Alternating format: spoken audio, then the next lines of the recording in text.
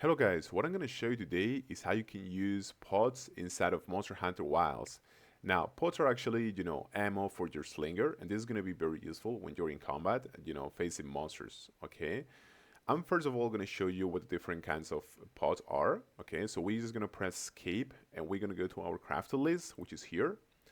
And now, if we just go to the traps often section, we can see that we have the flash pod, the down pod, the large down pod, the luring pod, and so on. Now, the two most useful, in my opinion, are actually the flash bot, which is going to basically blind monster and basically like stun the monsters, and the down pod, which is going to make some monsters actually hide or run, okay? Which is very useful, especially when you're in a, very critical condition.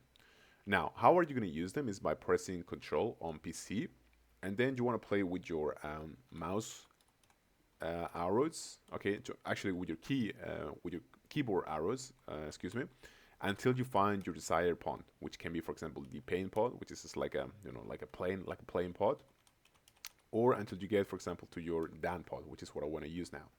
Okay, now once you have that, you're gonna basically press your right click mouse, and you're gonna press on the mouse wheel, okay, in order to actually throw this here, okay. And as you can see, I have actually spent two of them here.